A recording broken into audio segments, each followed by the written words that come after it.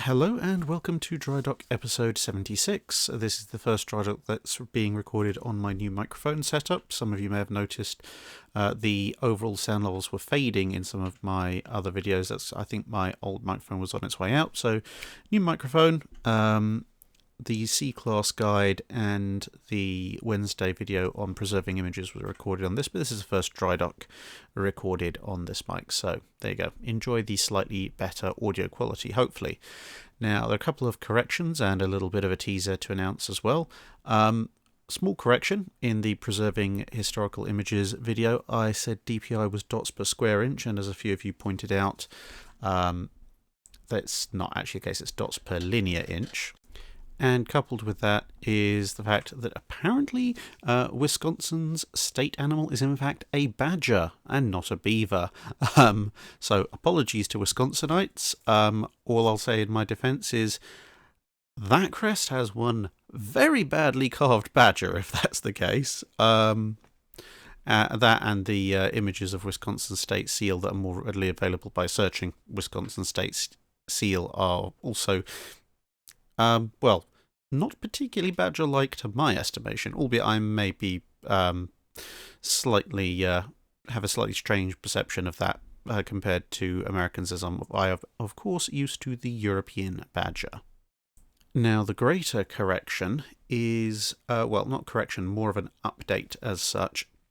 In one of the previous Drydocks, there was a question that was asked about aircraft sinking U-boats in World War I. And I answered that it happened occasionally, but not very often. I then received a message from Michael Lowry, who some of you may know as one of the main handlers of information for the excellent website uboat.net, who's been doing a fair bit of research over time into the cause of losses amongst the U-boats, and he offered a sort of an update/clarification to the situation and pointed out that in actual fact, as far as he can tell, there are something like 2 or 3 U-boats where we can say they've been sunk directly, and another couple where surface vessels sunk the U-boats but only did so because they'd been alerted to the presence of the U-boats by aircraft.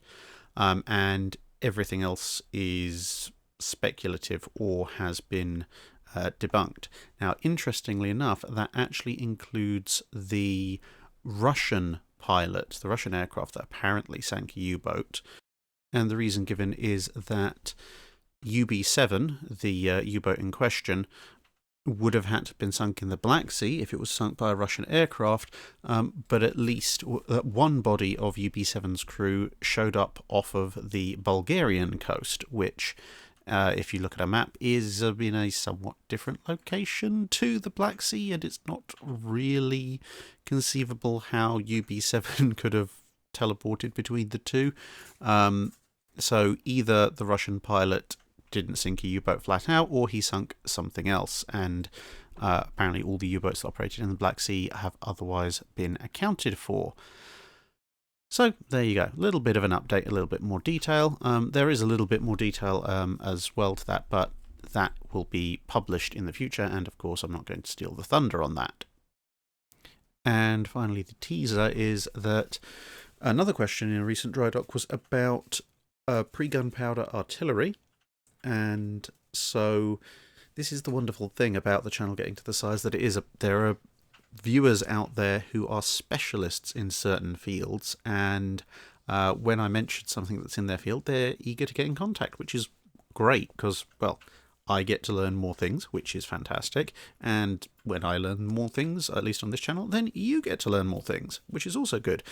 In this particular case, the viewer who contacted me is a specialist in ancient naval artillery, so we're talking about Greco-Roman times, and has offered to very kindly lend me some of his knowledge in a collaborative video, which we shall be arranging for later in the year. So if you were ever interested in the ancient naval artillery pre-gunpowder, well, you're going to get a chance to learn a lot more.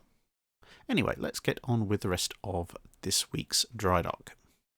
This week's questions are taken from the video on USS Wasp and the Wednesday video on the early history of aircraft carriers up to 1928. So let's get on with those, starting with questions from the Wasp video. TM asks, how are ships weighed? So there are a number of ways that you can calculate how much a ship weighs, or to be more precisely accurate, how much a ship displaces. And no, there aren't actually ship scales, albeit that if you're using a floating dry dock, you can actually run an estimation based on the amount of water you have to pump out the dry dock to refloat it once you've got a ship aboard. But anyway, the two primary ways of weighing up a ship or calculating its displacement is, one, literally adding up the weight of materials that we use to build the ship. As well, everything that you put into the ship has to be paid for, and whilst it is very difficult to weigh a several tens of thousands of tons worth of capital ship, you can weigh every individual component as it's used. For example, for most of this period when ships are riveted together, you know how much a standard rivet weighs, so you can then factor in even something as simple as the weight of the rivets, because you know how many you've ordered, you know how many you've used, multiply the number of rivets you've used by the weight, and that tells you the weight of the rivets. Then you've got all sorts of other things, so the armour plate, for example, depending on which nation is using it, but in, let's say in the British case, a lot of armour plate was weighed in pounds per square foot. So this plate weighs 30 pounds per square foot or whatever, which is why, although quite often armour for British warships is quoted in inches, oftentimes the figure is very, very slightly different to that. Because of this whole weight issue. But if you know, therefore, we've put so many hundred or so many thousand square feet of armour at this amount of weight per square foot, you can work out how much the armour weighs, assuming, of course, that you don't just weigh each individual piece as you put it on, which you can also do. And when you look at the bills of quantities and the various ledgers that are kept for building capital ships, they know exactly how much they paid for and what weight is applied to practically every single thing they put aboard the ship. Now, that's one way of working out the displacement. The other way is mathematics, and not just the simple addition mathematics. You can work out from the drawings what the ship's volume is at any given point up and down its hull, and if you know what the volume is, then you know, well, how much seawater weighs, so you can work out, well, if this much of the ship's volume is submerged below the water line, below the sea level, then it's going to displace that amount of water, which therefore means the ship weighs this much. It's actually a lot easier in theory than adding up everything, but the mathematics involved to work out that volumetric calculation in the first place are considerably more complex, obviously depending on the shape and size of the ship in question. It's a lot easier to just break the ship down into individual sections. The frames help with that, because the difference in its shape between each individual frame is usually nowhere near as complex as, say, starting at the bow and working your way amidships. So you can roughly divide a ship into sections by frame, work out the individual volumes of each frame, and then put them all together. Now, this was actually used in a number of occasions to actually kind of spy on enemy ships and work out if they were obeying the naval treaties. And I believe offhand it was an Italian cruiser that wound up in a dry dock for repairs, in a location where British naval architects were able to observe her, and after doing a few quick measurements and a few quick calculations of volume, they worked out that given where she sat in the water when she was refloated, there was no way that ship was 10,000 tons or less.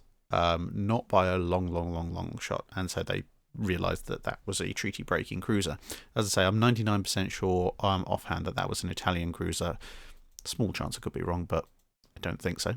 Anyway, so that's another way of doing it, just by measuring the volume of your ship and working out how much volume of water you've displaced.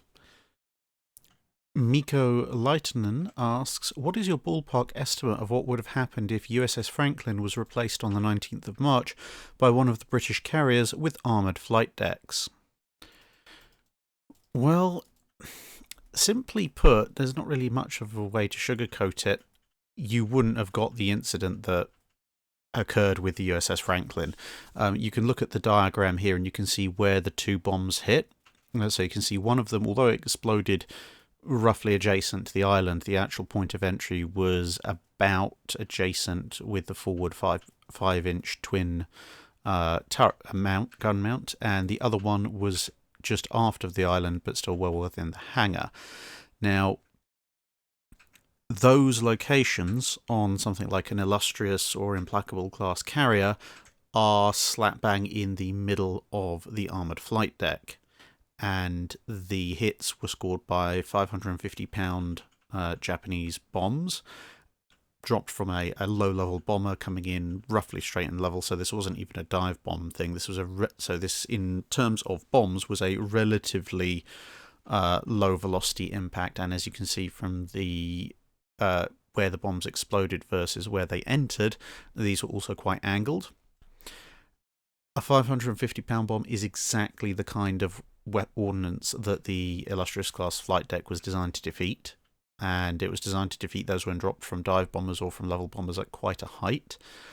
So if this had been an Illustrious class and those precise hits had been scored, the chances are actually relatively high that the bombs would either have ricocheted, which a number of bombs that were dropped by low-flying level dropping bombers actually did historically do when they dropped on armoured carriers. But even if they'd exploded, they would have exploded on the flight deck instead of in the hangar deck, and the armour was more than capable of resisting that kind of hit. So there would have been maybe a dent in the hangar deck, maybe a little bit of spalling or something like that. But from what we can tell from observations of British carriers that were bombed and took hits to their armoured flight decks as well as kamikazes and such, it would have been a case of sweepers man your brooms. About the only thing, if we exactly replicating the Franklin's condition at the time, is that with aircraft on the rear flight deck, if the bomb did detonate on impact, then there probably still would have been a reasonably serious fire amongst the aircraft that it had detonated in or nearby. But again, it's a fire on the flight deck. The aircraft can either be put out or shoved over the side in extremis. That's not to say it's not going to be a problem. It is, and we can see from British carriers that were hit by kamikazes, when those kamikazes landed in amongst aircraft on the flight deck, you did end up with quite the spectacular fire, but nothing on the level of what happened to the Franklin. So my ballpark estimate, if Franklin was replaced like for like with an Illustrious or Implacable class, is it would have been pretty much a footnote in the Pacific War operations of yet another Japanese attempt that did relatively minimal damage to a British carrier. Dr. Gull 1888 asks, I was wondering if Italy had any planned successors to the Littorio, like Germany had with the H-class or Japan with the Super Yamato. The answer is sort of. So we'll go through that in a bit more detail. If you want to know a little bit more of the ins and outs, there's an excellent article in the book Warship 2006, from which I've drawn most of this information. So back when the Littorios were designed, almost in parallel, there was a even less restricted by the naval treaties version that was drawn up. And this kind of continued in a sort of parallel development with the design that became the Littorios. And once the Littorios were built, work on this design continued. The iteration that was available in 1935 would be sold to the Russians, that's the designs, not the ship itself, under the designation UP-41, which is what you'll quite often see. However, the design sold to the Russians was basically a frozen moment in time version, and doesn't necessarily reflect everything that the Italians were eventually going to try and put into such a design, but we might as well call it UP-41 for a shorthand, just bearing in mind that previous caveat. Now, the design was significantly larger than the Littorio's, and it would continue to evolve once the Littorio and Vittorio Veneto were under construction. There was some consideration in the later 1930s to actually taking this design and realising it. However, it was decided instead that two improved versions of the Littorio class that would theoretically eventually become, well, one of them did become Roma, and the other one should have become Impero, except it wasn't finished in time. They were chosen instead, and they incorporated some of the lessons that were found during the design of this theoretical future ship. Then, as you went forward into sort of the run-up and the actual start of the Second World War, although the design was worked on a little bit further, not a lot changed after the middle part of the late 1930s, and eventually they just dropped the idea entirely because, well, they didn't have the time to build it, and Italy had more pressing concerns. Now, as you can see here, Ship Bucket has a version of what the ship might have looked like, and the three key differences, apart from the size, it being significantly, as you said, larger. Theoretically, they said it was a 45,000-ton escalation clause battleship, but considering that the Littorios were theoretically 35,000-ton standard displacement treaty battleships and were actually more like 40 to 41,000 tons, if not more, I suspect these things probably would have ended up rivaling the Iowas for displacement. But anyway, their main armament was arranged much like the Littorios, but consisted of 3 triple turrets with a new 16-inch 50 caliber gun, albeit the Italians never actually did any properly serious development work on building such a weapon, but that was in theory what it was supposed to have. And the other two interesting things with regards to their predecessors, the Littorios, is that they abandoned the theoretical decapping layer, concrete cellular, standard belt sandwich main armour that the Littorios had in favour of a much more massive conventional belt that was approximately similar to the British King George V class in thickness, so about 15 inches thick at its maximum. And that was a much more conventional solid belt of armour. The other thing they did was that they abandoned the Pugliese torpedo protection system and went in for an admittedly relatively complex but much more conventional system of multiple bulkheads and effectively a quintuple bottom to resist torpedo strikes. So in those respects it was a much more conventional design, albeit that it did try and retain the high speed that the Italians wanted for their battleships. And they would have been quite the interesting ships had they been built, but unfortunately they were not.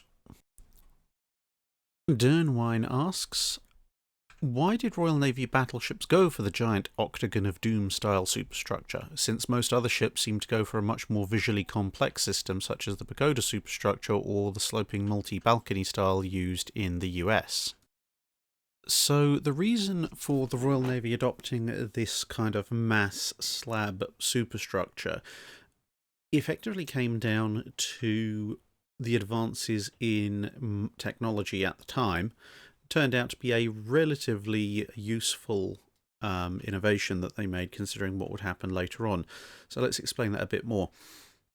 The problem that the Royal Navy had experienced during the 1900s and 1910s was multifold when it came to bridges and masts.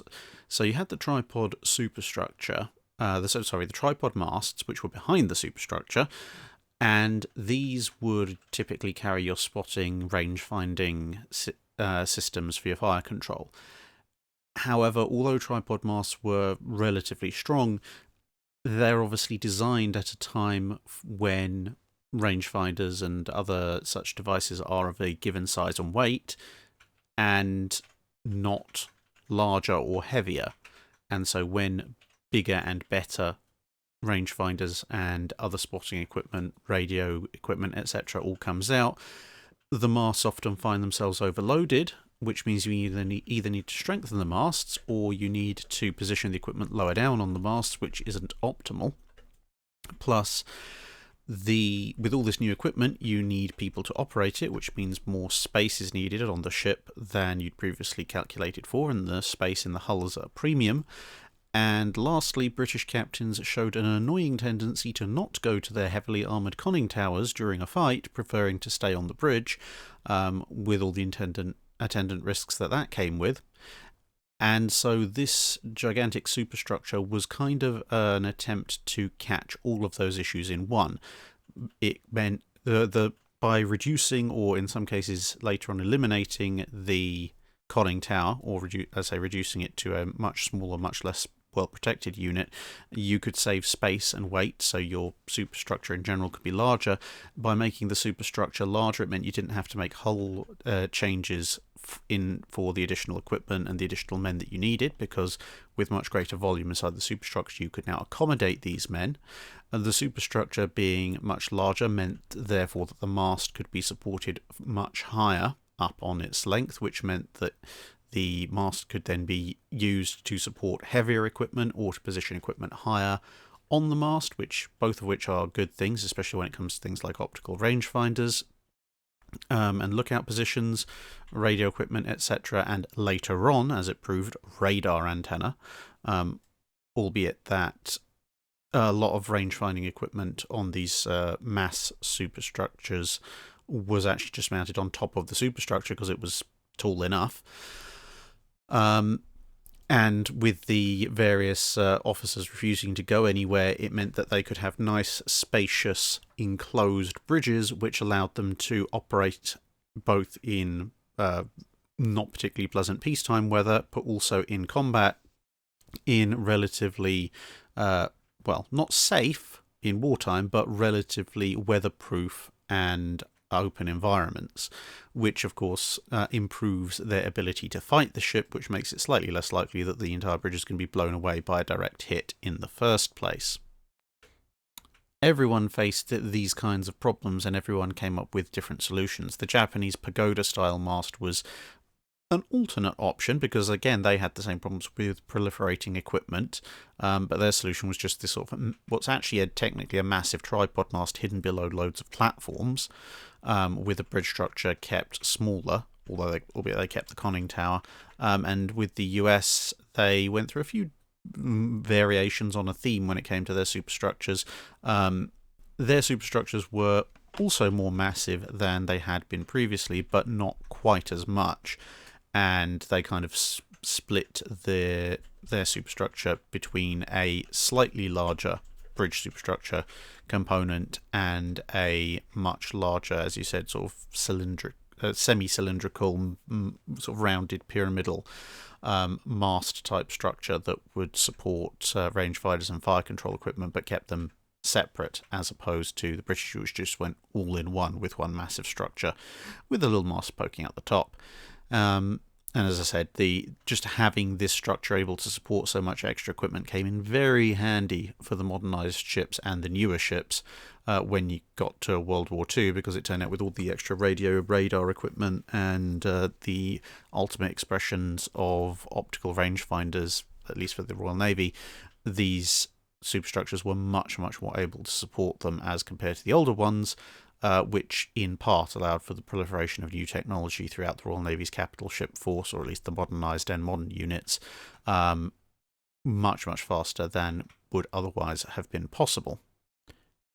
Captain Wealthy asks about aircraft carrier islands being built on the right. As I pointed out in the carrier history video, that they were mostly constructed at the starboard side because they found that pilots tended to turn left on aborts, and asks if the reason for this was because early biplanes using radial engines had significant torque, which meant that turning to the left and getting away was easier than turning to the right. There is a fair degree of truth to the fact that if you're using a powerful radial engine, and that is the sort of flat-nosed engines that you see in most World War I aircraft, and later you'll see on things such as the F4F Wildcat, F6F Hellcat, F4U Corsair, the P-47 Thunderbolt, things like that, as opposed to the inline engine, which is what you see on something like a Messerschmitt 109, a Spitfire, or a Mustang. But in those, the engine and the propeller generally turn, or at least part of the engine does.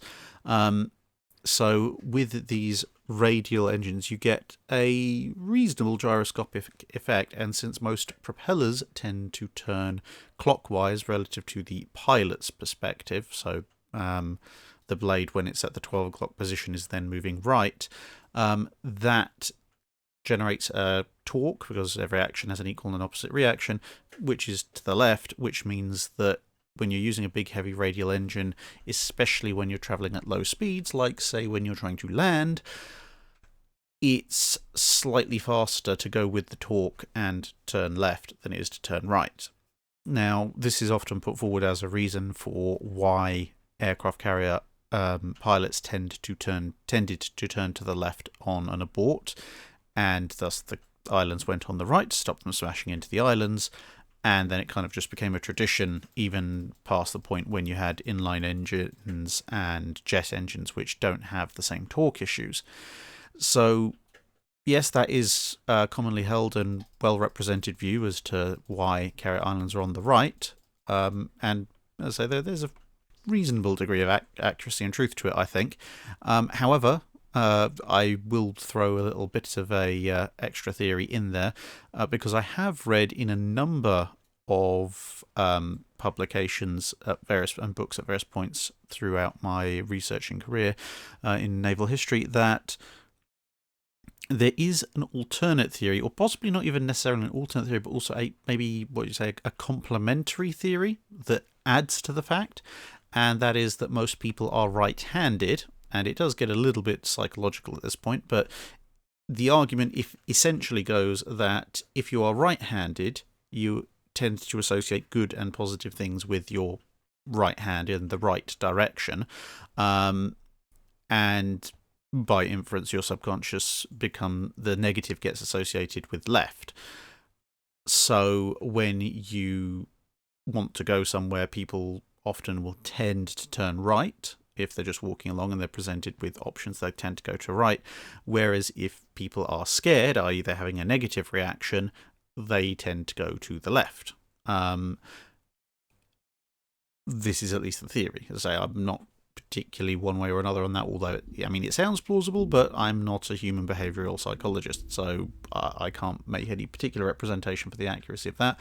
But basically then the theory goes that if you are landing and you know that something's gone wrong, your immediate instinctual reaction in terms of something's gone wrong, I need to evade, would involve going to the left, because that would psychologically be profiled as the getting away from things direction.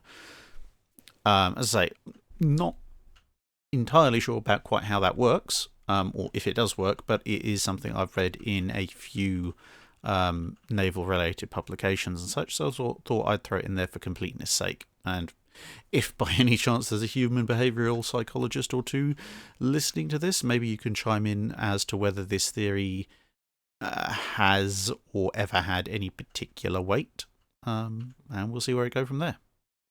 Ryan Ray asks, I've noticed on a number of carriers they have what looks like a large fence on the sides and front of the flight deck, as seen in, and he gives a timestamp on the carrier history video. What are these and why were they used? Well, the answer is that these are generally crash nets or crash barriers. More generally nets than solid barriers, but the idea of them, as may be implied by the name, is to deal with aircraft that are crashing, or in the case of the forward barriers, have overshot. And they may not necessarily be crashing, but they're certainly not under ideal control. So there are any number of aircraft photos from carriers around where you see aircraft careening off the side of a carrier because of a bad landing, or maybe a landing gear has snapped or something along those lines. So that's what those nets on the sides are there for, to catch the aircraft and hopefully preserve both the life of the pilot and maybe even the aircraft frame can be salvaged. And the ones dead ahead are for cases where the arrestor wires might snap, or the aircraft might overshoot the arrestor wires, or the arrestor wires might yank the arrestor hook out of the tail of the aircraft, all of which were problems and to some degree still can be problems. Basically, if you end up with an aircraft that has made it down to the deck, slammed itself down, and either because something's broken or engine failure or something is just rolling forward, the last thing you want it to do is to roll forward into potentially aircraft waiting up front, in the case of these straight through deck carriers. In this particular case, you don't want it falling off the top flight deck and onto the bottom flight deck. And so these nets are designed to catch those aircraft. And they did work. There are numerous accounts of aircraft being caught by the nets when they were landing in a non-ideal manner for whatever reason. Paul Pomikala asks, is there any record of an aircraft carrier sinking an enemy ship with its guns? Well, the answer to that is I don't believe so. In fact, it's vanishingly rare to find any account of an aircraft carrier's guns even being readied for a surface action, for the very good reason that carriers are not the best place to fight a surface action, and the rest of the Navy tends to do their level best to keep enemy surface ships away from the carriers, and the carriers generally have a fairly enlightened bit of self-interest in staying away from enemy shipping as well. Well, for the very, very good reason that if you don't, you end up looking like HMS Glorious. However, the ship in the photo is not HMS Glorious, as the more observant of you will have recognised, and that's because in my searching I did find one potential action in which a carrier did actually engage in surface-to-surface combat, and that was this ship, HMS Formidable. Now, Formidable didn't sink anybody, but at the Battle of Cape Matapan, the night action part of it, Formidable's aircraft had already torpedoed Vittorio Veneto and scored the hit on Pola that caused the Italian cruiser to slow down and its sister ships to be sent back for it.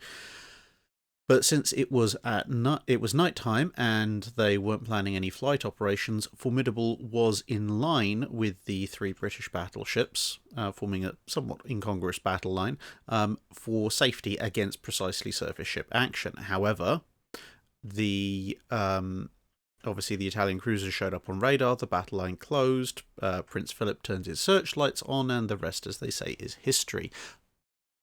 In the immediate run-up to that particular engagement, Formidable was ordered to pull out of the line and head further away, because basically they knew they were about to engage Italian cruisers. They were pretty sure they were going to get the drop on them, but the battleships could handle themselves. But there was no point in risking the Formidable to a lucky Italian salvo before the battleships put them down. However, according to certain records from the Formidable, if those accounts are to be believed, Formidable, shall we say, delayed pulling out of the battle line just long enough to get off a salvo or two with its 4.5-inch dual-purpose guns, which, if accurate, would technically make the Formidable the only carrier to have engaged in a full-on surface fleet action. And, ironically enough, technically won.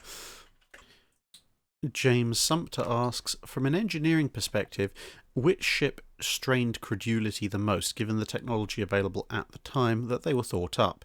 The Tillman battleships, HMS Incomparable, or the near 100,000-ton Super Lion? So, of those three, the 100,000-ton Super Lion, it was theoretically possible to be built. There was nothing in its design that was completely impossible to do. Its armament was relatively conventional. Its armor, though there had been plate armor in those thicknesses before, the sheer size of it was something more of a problem, but you could have built it in sections, which is what they were kind of planning to do, and similar to actually to some modern design practice. So improbable, but not impossible or implausible, except for the fact you were asking immediate post-war Britain to build something hideously expensive. But that's not an engineering problem. Now, with Incomparable, hilariously enough as it might sound, Incomparable was probably the most plausible of the ships. Yes, it had 20-inch guns, but, well, the Japanese built 18.1-inch guns, the British built 18-inch guns, the Americans built 18-inch guns, and at least two of those powers seriously investigated the possibility of building a 20-inch gun, and there's nothing engineering-wise that says they can't. So the 20-inch armament is perfectly feasible.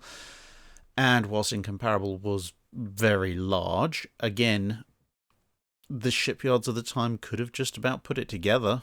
Again, it's a improbable ship, but it's not implausible from an engineering perspective, which, by process of elimination, leaves the Tillmans as the most implausible ships. And that, ironically enough, is not for the hull.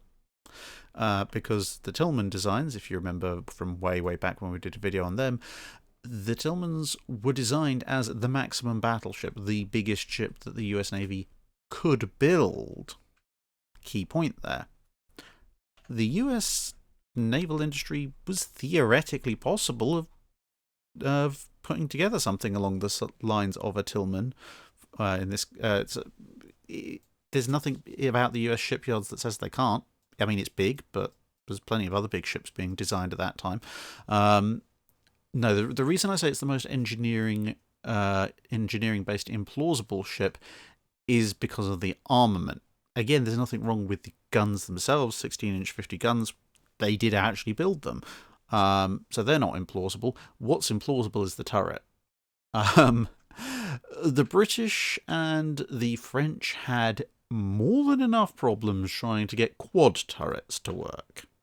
And that's a very good reason that most battleships stayed with twins and triples, if they could at all get away with it, with quads being a not particularly ideal solution that was forced by circumstances.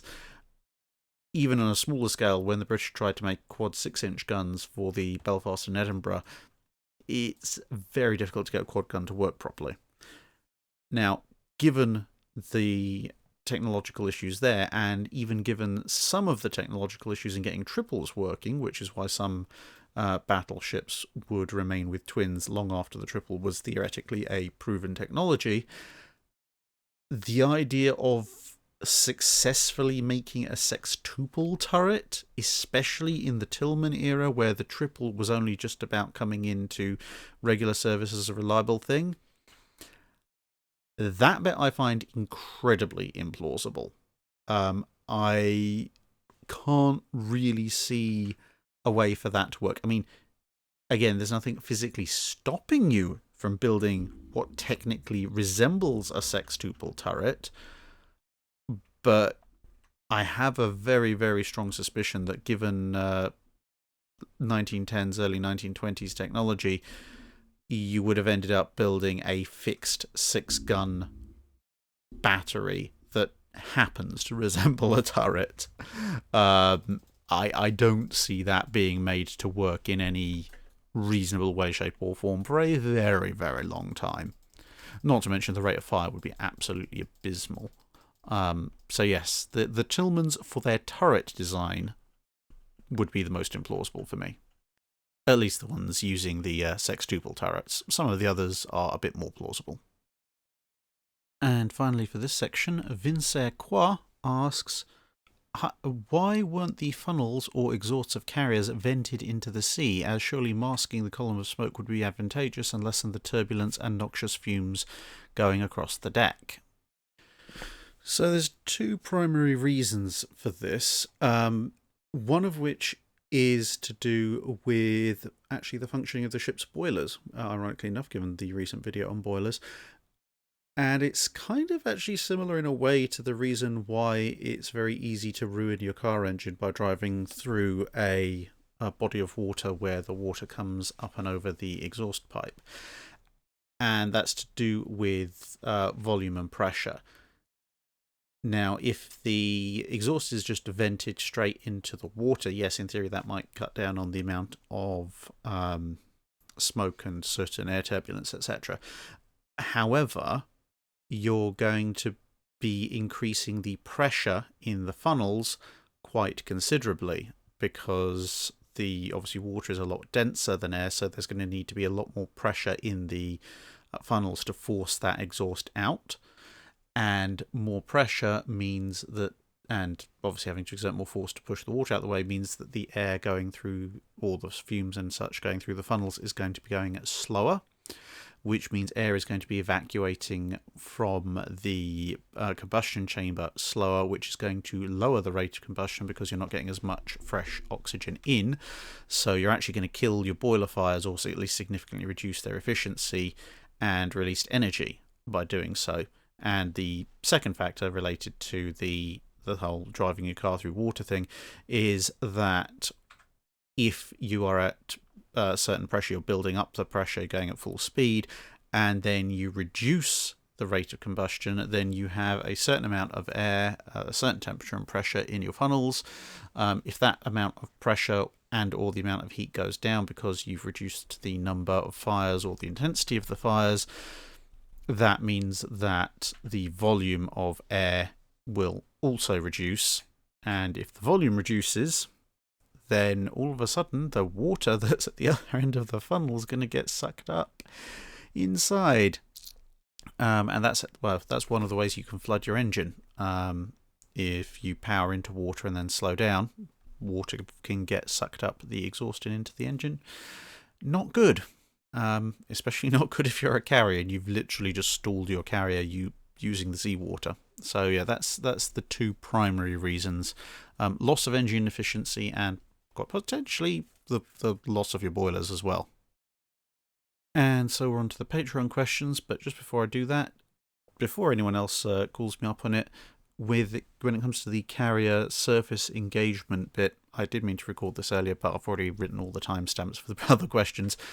Yes, there is USS White Plains engaging the cruiser Chokai. However, in the more recent research, it appears that what White Plains reported as 5-inch hits detonating Chokai's torpedo tubes are more likely, based on a mixture of US and Japanese reports, to have been bomb hits from attacking aircraft from the various escort carriers, which is why I didn't include it in the surface action. So yes, White Plains did fight a surface action, but it now looks more like the damage was done by aircraft and not by White Plains' 5-inch gun, valiant though its defence was.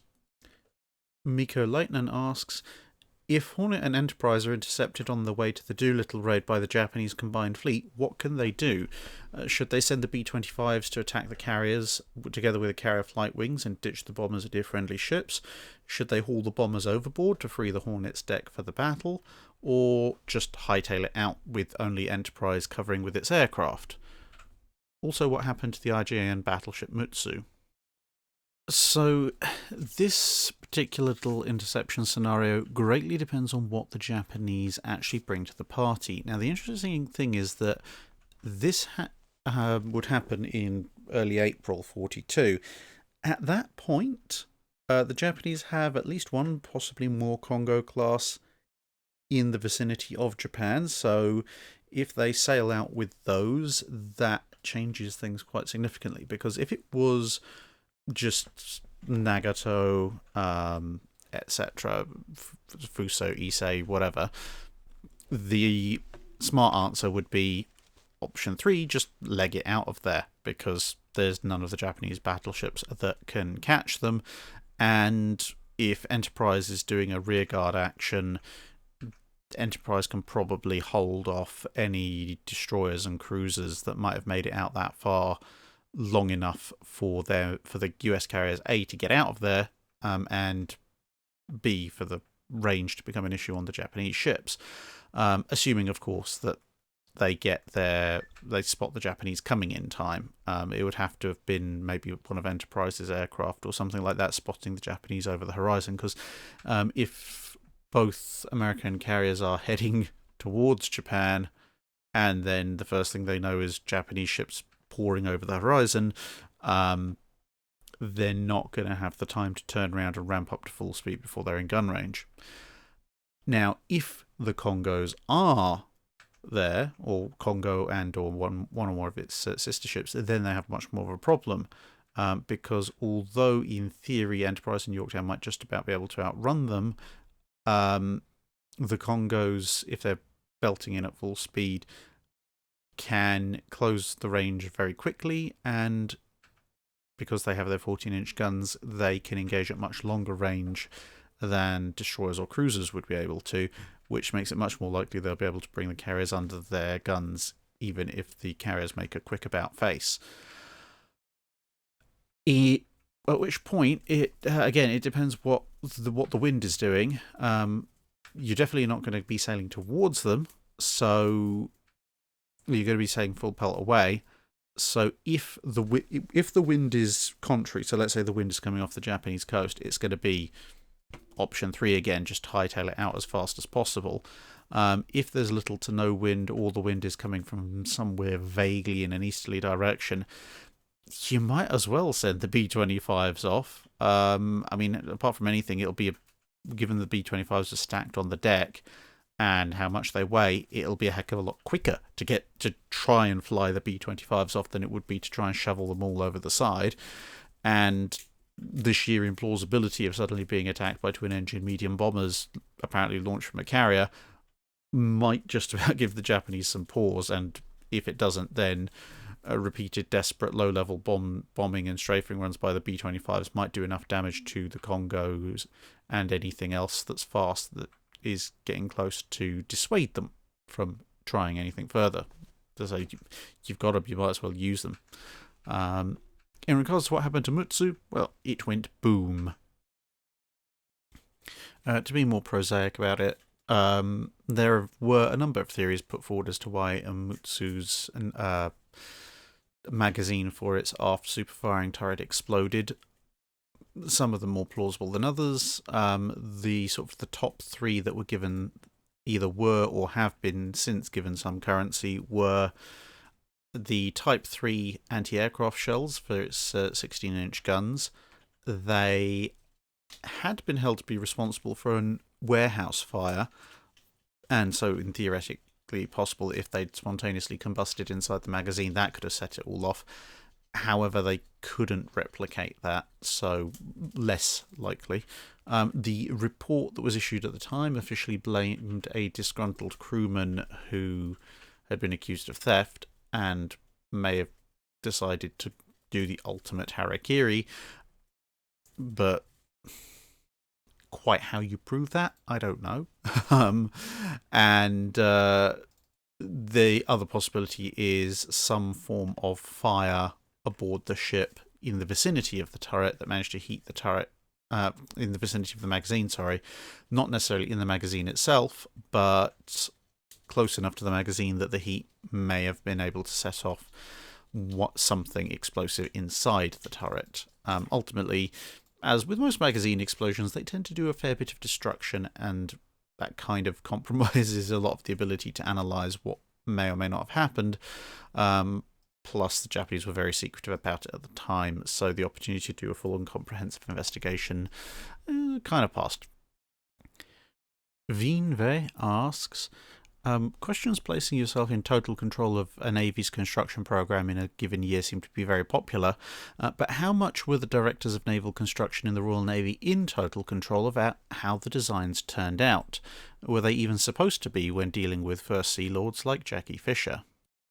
So, in the Royal Navy, the Director of Naval Construction's job was, by turns, an enviable one and also a pitiable one, depending on exactly what they were trying to get done and who they were trying to get that done on behalf of. So, Director of Naval Construction, as a position, they may directly design vessels, or they might instruct their staff to design vessels, but they still take ultimate responsibility for the design, and they might influence and tweak certain designs. However, the policy in the Royal Navy, at least in the period that we most generally talk about, was not for the Director of Naval Construction to just go ahead and start building ships. The idea was generally that the Sea Lords and the government, to a certain degree, effectively the higher echelons of the Admiralty, because technically it was a branch of the government, would decide on what they thought they needed for the next generation of warship of whatever class, and they would lay out a general specification. So an ideal tonnage, an ideal armament, an ideal level of protection, speed, etc. And sometimes this could be very specific, and sometimes this could be incredibly vague. Sometimes it could literally be just a bit of notepaper that says something bigger, better, and faster than whatever the French have just built, or words to that effect.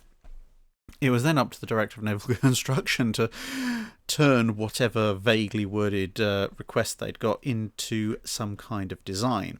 And quite often they would prepare a number of designs, sometimes a number of comparative designs that all fulfilled the request in slightly different ways. And sometimes they would present a range of designs, sort of rather than maybe a horizontal spread, more of a vertical spread. So for example, if they were asked to prepare a class of cruiser in the pre-treaty period, they might present a cruiser that has the physical features in terms of guns, armour, speed, etc. that has been asked for. And they might also then present another design that has similar features, but is perhaps a much better vessel, either in terms of being a much more combat capable vessel or possibly a more economical vessel. So let's say somebody's asked for something like a 6-inch gunned cruiser in the late 1910s period, just after the First World War. So they might present something in the say 5,000-ish tonnage range, something similar to what would become the D class or maybe even the E class, if that was roughly what was asked for. But they might also then go, well, you could also have, if you wanted to say experiment with twin turrets, this other option, which might be a little bit bigger and more expensive, but considerably more powerful. Or you might want to go with this separate option, which might be some continued evolution on the C class, which would be smaller, and so we could build more of them for the same money.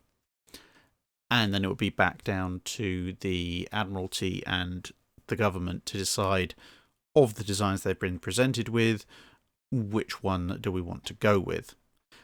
The other alternative would be to that. I mean, that's more of the maybe pre-treaty era. Post-treaty era, it was a lot more a case of the specifications being rather more exact, usually because they were quite limited by the treaty specs, which were already widely known. So, for example, when designing the King George V class, they knew what the maximum allowable was under the treaty. The government told them, right, basically stick to that, and so they did their level best to stick to that, with lots of minor iterations and playing about with the design, but most of the elimination of various options being done in-house, with only one or two potential options, and in some cases maybe just the one presented for approval. So in those cases, then the Director of Naval Construction had a little bit more control, but at the same time possibly even less, because when they knew that only one or two options were going to be coming out at the end, the other echelons of the Admiralty quite often would try and interfere during the design process itself. So, for example, the choice of whether or not you arm the King George V with the 5.25-inch gun, the 4.5-inch gun, or the 4-inch gun was a matter of discussion between various naval officers back and forth with the Director of Naval Construction before the final decision was taken. So yes, it could vary quite wildly, and sometimes they present a design that would go nowhere in particular, but then might be refined into a number of alternate designs, such as, for example, both the Tribal and Dido class, Tribal class destroyers, Dido class cruisers, both actually have a common ancestor in a design that the Director of Naval Construction prepared. That particular class didn't go anywhere, but the principles behind it were refined in two separate different directions to present those two different classes later on. Benjamin Lacrone asks, have you ever read Trafalgar Refought by W. Laird Clowes? If so, what did you think about it, and what other Age of Sail battles would be interesting to have been fought by late Victorian era pre-dreadnoughts? So yes, I have read it ages ago. I don't actually have the copy. I think my grandparents still do, actually. I think my nan bought it for me, but kept it at her house at the time. I'll have to go and visit and and see if it's still around. But yes, no, I did read it many, many years ago. For those of you completely unaware of what we're talking about, Trafalgar Refought, as the name suggests, is a retelling of the Battle of Trafalgar, only it was written at the end of the 19th and beginning of the 20th century, and it presupposes a battle between the British and a combined Franco-Spanish fleet. It's literally Trafalgar, the same ship names, same ship numbers, same sides, even the same admirals, because we hypothetically, I guess, time travelled or cloned Nelson, Villeneuve, etc. Into 1905, because it was published for the 100th anniversary of the Battle of Trafalgar, and each of those ships has basically been updated with its approximate equivalent in the modern era. So the big ships like the Victory and the Santissima Trinidad are given direct correlations to the existing capital ships of the time. Due to the fact the Spanish didn't really have that many large capital ships, the author substituted in some of the big Russian ships for Spanish ships, but they're still under Spanish control. Now, the smaller ships, so some of the smaller ships of the line, the small third rates and stuff, become armoured cruisers. The lesser ships become protected cruisers, frigates and such like, etc. But anyway, so everything is kind of as per Battle of Trafalgar up until the battle itself actually starts. So the British fleet starts in its two columns, but instead of charging headlong into the Spanish line, there's a whole load of manoeuvring, still based on the Nelsonian idea of divide and conquer. So the scenario, as I remember it, basically ends up with the Franco-Spanish fleet being broken up and having sections of it actually locally outnumbered, whilst other sections of it that are obviously trying to come back and assist are dealt with later. There's a lot of torpedoing happening at very close range, so the torpedo tubes on old battleships actually get a use, depending on how plausible or implausible you think that might be. There's also a little bit of ramming, and a few of the British ships are lost, but by and large, as may come as little shock to people, the book ends with a British victory. Now, in terms of what I thought about it, I mean, as a kid, I thought this was fantastic. Nowadays, I'd have to reread it to get a full appreciation of exactly what the text were. The one thing I remember, the book actually came with a bunch of fold-out maps, which was really interesting as well. That was very much fun, although one of them was in two sections, and I always had to lay it out on the floor so I could understand what was going on. As far as the idea in general goes, the idea of the British winning the fight with fewer ships but losing some of their own is vaguely plausible, largely on the grounds that, actually, as were laid out in the book, that the British squadrons, you've got things like the Majestic class, Duncan class, London class, etc., they're a lot more homogeneous, so it's much easier to operate them together. They have known values, and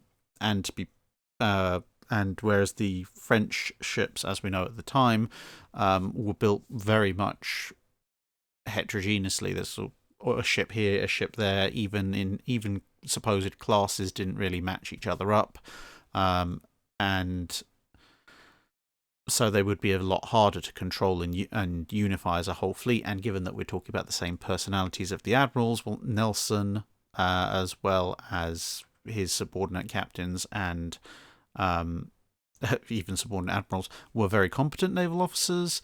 Whilst there were individually competent naval officers in the Franco-Spanish fleet, the Franco-Spanish leadership, particularly Admiral Villeneuve, well, let's just say competent and Villeneuve didn't really belong in the same room.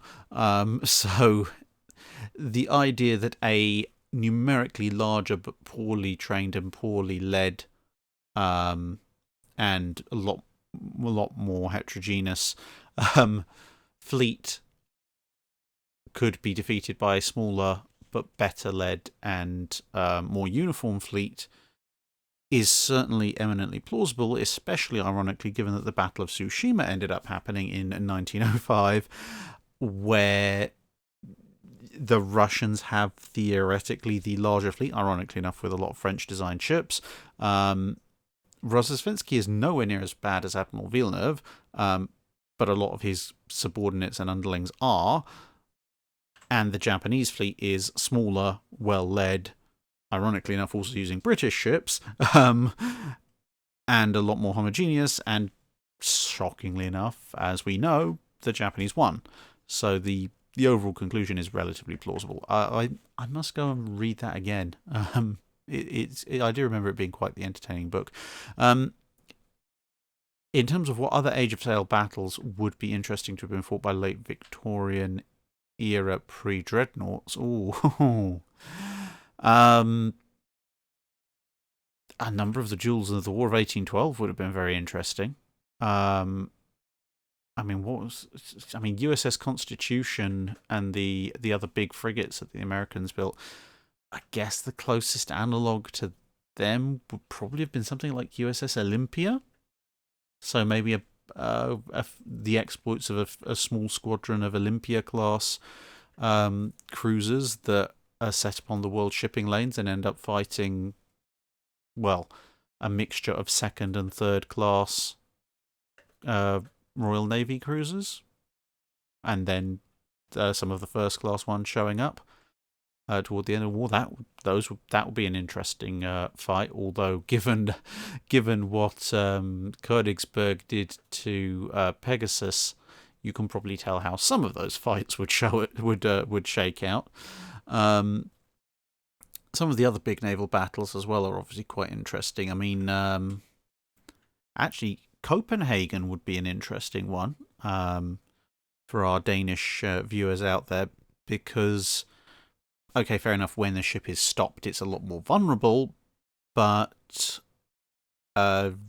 pre-dreadnought era warship can at least fight back if it's of approximately the same size. So I suspect that with armour and rapid-firing guns and such, I suspect Copenhagen, although the British probably still would have pulled it off, it would have been a heck of a lot more damaging if the Danish ships were of what is in the pre-dreadnought era the modern type. Yeah, I mean, pretty much any Age of Sail battle would be quite fascinating to see turned out in Victorian pre-dreadnought era fighting style. But as I think, apart from Trafalgar, the War of 1812 conflicts, even the Great Lake ones, to be honest, those would be particularly interesting, I think. There's such a wide range of Age of Sail battles. The Spanish Armada, actually, Spanish Armada as well, that would have been very interesting. Does Lepanto count as Age of Sail? I think so. The Battle of Lepanto being refought, that would be hilarious. I mean, considering that the cogs and such and the big ships, effectively, of the period weren't really present that much. You're effectively talking about a mass squalling melee between armoured and protected cruisers and various ships like that. Now, that would be quite entertaining to observe, I think. Yeah, there'd be quite a few possibilities there. So that brings us to the end of this week's Drydock. Thank you very much for listening, if indeed you still are. And for those of you who sent me emails over the past week or two, I'm going to endeavour to try and catch up with them pretty much probably while you're listening to this, actually, over the weekend, as obviously during the Christmas-New Year break, I've been off doing various other bits and pieces, so I have slipped slightly on my email response time. Apologies for that. But hopefully I will get some time to catch up on Saturday or Sunday. Anyway, thanks very much, and have a good day.